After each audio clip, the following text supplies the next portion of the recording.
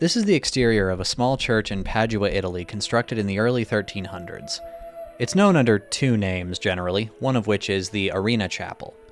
Looking at it like this, you wouldn't think anything of it. To me, it almost looks like an oversized shed. Sure, it's old, 400 years older than the country I'm living in fact, but plenty of buildings in Italy are older by a factor of centuries or even a millennium or two. So what makes this one so special? Because inside, it's host to perhaps the greatest artistic achievement of the entire Middle Ages.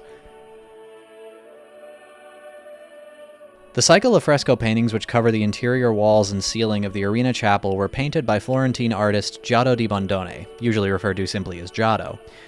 Just looking at them like this, with no other context, their aesthetic beauty and emotional intensity is clear. But when viewed in context with other medieval paintings, like, for example, this one, it becomes obvious just how utterly staggering Giotto's innovations were.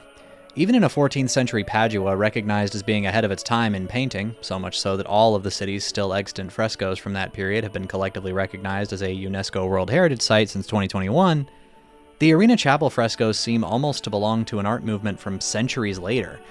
In fact, it's sometimes said, though just as often pushed back against, that if the Black Death hadn't stalled the progress of European art for over a century, the Renaissance would have happened much sooner than it did. And Giotto, who passed a few years before the Black Death took hold in Europe, would have been its guiding light. This is a position, incidentally, held by at least a few figures of the Renaissance itself, including a leading historian of the period, Giorgio Vasari. But in the midst of all the superlatives about aesthetic beauty and innovation, there's another aspect of the Arena Chapel frescoes that, while known, isn't something I've seen really grappled with. Something that might motivate us to consider these paintings in a different light, and not necessarily for the worst. And it's an aspect of art making that isn't just confined to fresco painting in medieval Italy. Far from it.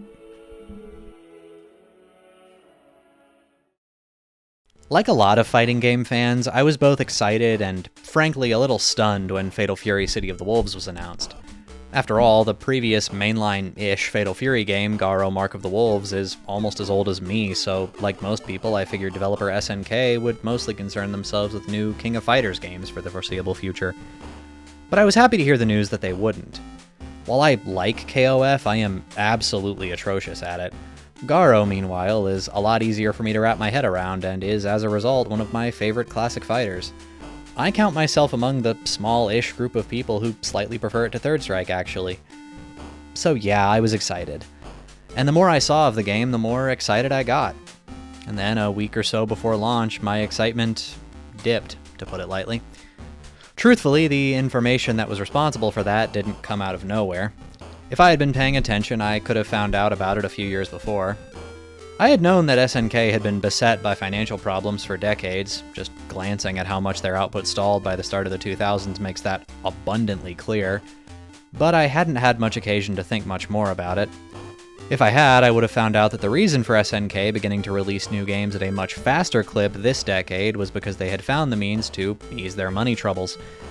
That those means came from the ultra-wealthy MISC Foundation, that another name for the MISC Foundation is the Mohammed bin Salman Foundation, and that by 2022, when the incremental sale of SNK had reached its final stage, one of the most pedigreed fighting game developers of all time found itself 96% owned by the Crown Prince of Saudi Arabia. This is not an attempt to litigate the morality of all this. I've already made a video giving my opinions on the Saudi regime's buying up of the FGC for sports washing purposes. Watch it if you're so inclined. I'm asking a more granular question here, because for all the controversies that have dogged COTW since launch, of which the Saudi connection is only one, it seems like, judging from public response, the game turned out pretty damn good. So the question I'm interested in asking is this: what does it mean when good art is paid for by bad people? Not necessarily for society as a whole, but for the work itself. Let's go back to Italy for a bit. What you're looking at is a detail of another work by Giotto. This one isn't from the Arena Chapel, but rather from the Basilica of St. Francis of Assisi. The man the farthest left, in dark gray, is also believed to be depicted somewhere in the Arena Chapel frescoes, but the most I was able to find is that he may or may not be somewhere in here. Interestingly, the man himself was something of an admirer of Giotto, writing of him very fondly on one occasion. There are even stories that the two knew each other, though personally I dismiss those stories as essentially fan fiction, born of a desire to put two giants of Italian culture together. Some of you have probably already guessed from all that information who this is. Yes, the person depicted here is generally, though not universally, believed to be Dante Alighieri, writer of the Divine Comedy and generally considered one of the greatest poets to ever live. From here, we leave Italy and find ourselves in, well, hell. Though Italy is frequently a lot like hell if, like me, you root for Ferrari every F1 season. God, I wish Charles Leclerc wasn't the coolest racing driver in the world. To me, I would drop this team in a fucking heartbeat. Anyway, in the Divine Comedy, the seventh circle of hell is the place of punishment for the violent. To Dante, and presumably others in his day, that included usury, the act of giving greedily unfair loans. The following lines from Canto 11 of the Divine Comedy describe one usurer in particular. This quote is courtesy of the 2013 translation by Clive James because it's among the most recent and consequently among the easiest to understand, relatively speaking. Also, I just like the way it reads. I looked at faces. Not a face I knew as fire fell on them all. But then I saw that each neck wore a pouch of certain hue and a coat of arms. They fixed their eyes on these once noble signs, and when I looked about among them I saw various liveries, and a light blue sow expectant on white wallet hove in sight, whose owner said, "Why are you here, and how, in this death pit? They won't forgive, these Florentines, that I dared to come down from Padua." That person who's speaking there at the end, the one identified by a coat of arms with a blue sow, that was a real person, one known to Dante. Reginaldo degli Scrovegni.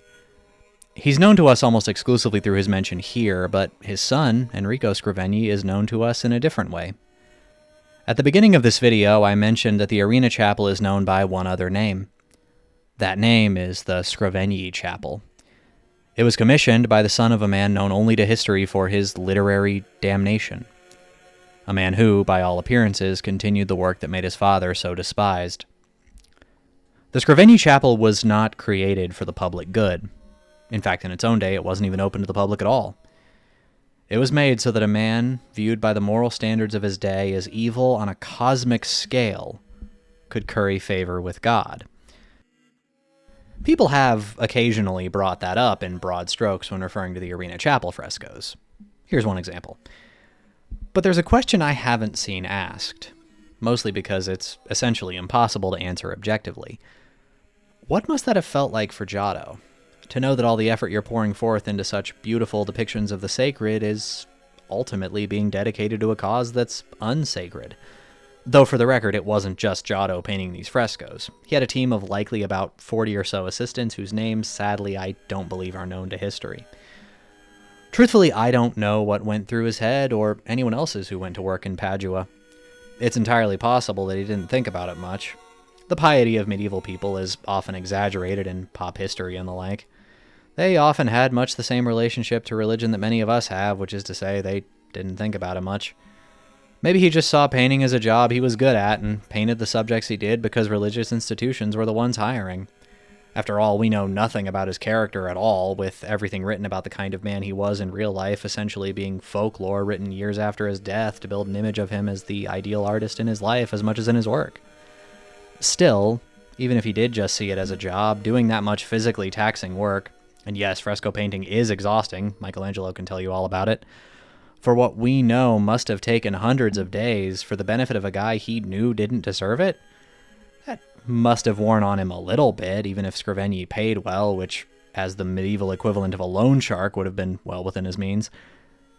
I want you to picture him at work with this in mind. Maybe it's a hot and dry Italian summer day at the end of a week that's already felt more like a month. Maybe he's working on the Last Judgment section, among the most detailed parts of the entire project. And he's proud of what he came up with, but boy is it a lot of work to bring it to life. And as his sore arm reaches up to the wall, brush in hand, he thinks about the man paying for all of this. The inheritor of a family name that his favorite poet damned to hell. He knows exactly what he'd say to that poet, if he actually knew the guy. He'd find some nice tavern in Padua with room enough for them both. Couldn't be in Florence, after all. And he'd rest his weary arms across the counter. Then he'd turn to that great master of Italian letters, look him right in the eyes, and say, "Dante, my idol, my North Star, you were too fucking nice to these people." Somehow, I only know slightly more about City of the Wolves director Hayato Konya than I do about a painter from centuries ago. He certainly doesn't have the kind of public presence of Harada or the late Tomonobu Itagaki, at least in English. Konya doesn't even have a Wikipedia page, and all the interviews he gave in advance of COTW's release come off as standard-issue promotional platitudes, nothing that would really speak to the man himself. But I don't think it's crazy to imagine that at some point, when the work was at its hardest, the image of Mohammed bin Salman flashed in his head and a lot of other heads at SNK, much in the same way that Enrico Scriveni's may have done for Giotto and his assistants. And that he may have wondered if it was all worth it. I'm certain he would have felt that way at least a little when the game launched and didn't do great business, seemingly as, at least partly, a direct result of MBS's financial involvement making people wary of buying the game, among other things. But I think that at the end of the day, both Konya and Giotto came to the same conclusion. Or at least they should have. That the work was worth it. That, in the arts at least, the work is almost always worth it. This was a comment left by friend of the channel Ryan Friska on a previous video in which I talked about the Saudi buyout of the fighting game community in other areas, particularly their purchase of the EVO tournament. Ryan mentions being excited about COTW, but now, with all the baggage it has, not feeling like they can justify buying it right now. That they'll have to wait a few years at least before it feels okay to do that. And in an odd way, I think that illustrates the point I want to make pretty well. You may think it was silly to draw the comparison I have between a fighting game and a medieval chapel. I'm sure some of you will make fun of me in the comments for that, and you absolutely have my blessing. It is inherently an easily mockable choice, isn't it? But it's a choice I did make for a reason. Because I needed a lot of something to make my point, something that a fresco cycle from hundreds of years ago gives me an ample amount of. And that thing is time. In its own day, the Arena Chapel was not open to the public. But now, centuries removed from the spiritual anxieties that brought it to life, it is. If you ever find yourself in Padua, you can book yourself a chance to go see it. I can't imagine it's the easiest thing to get into, but that's mostly because it's a small building that a lot of people are interested in.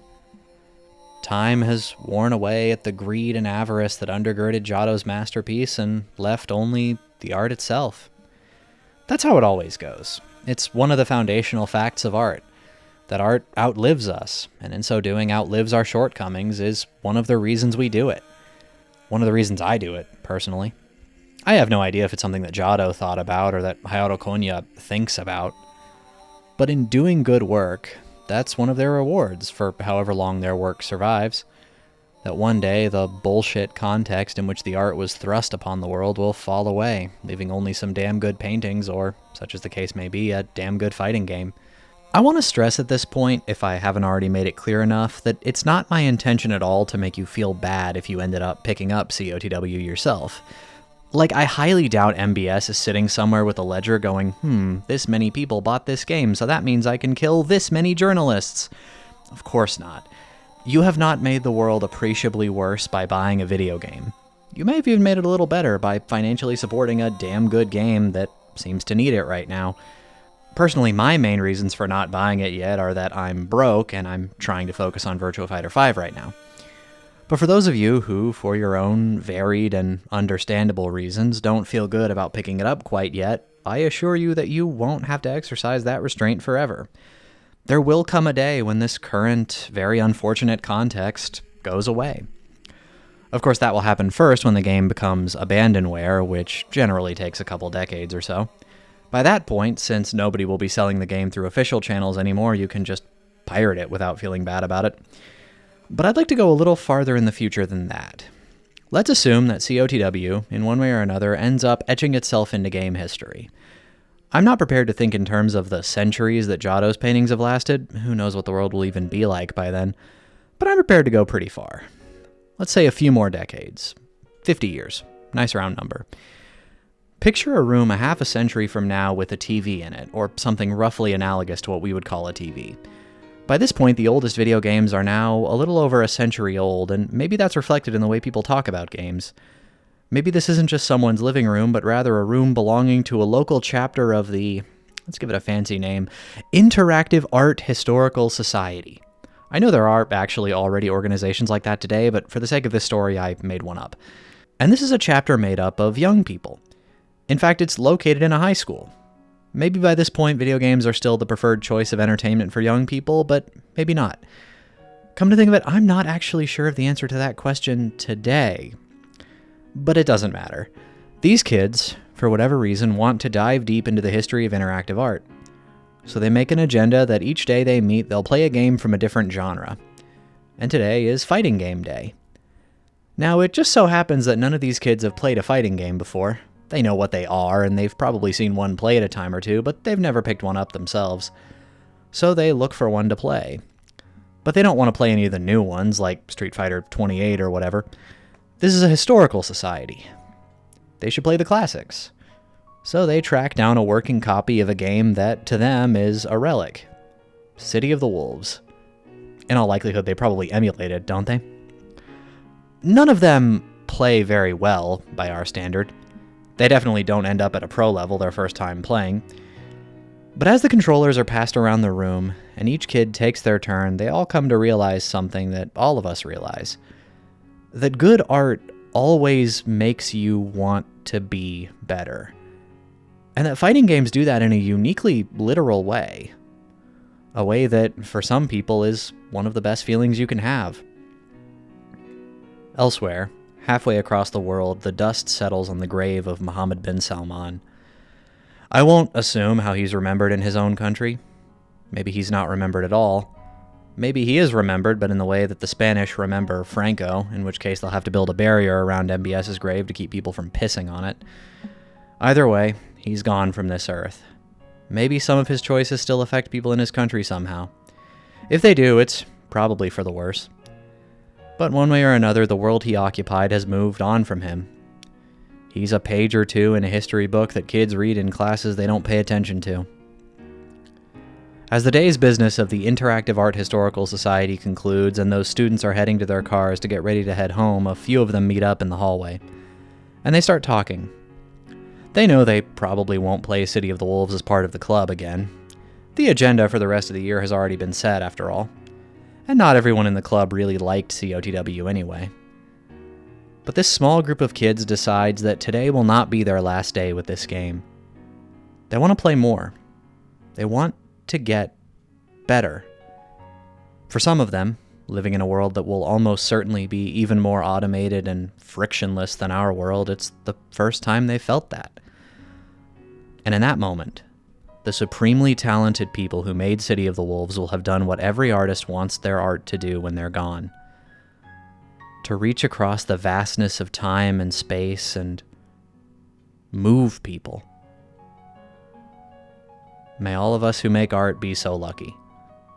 Thanks for watching.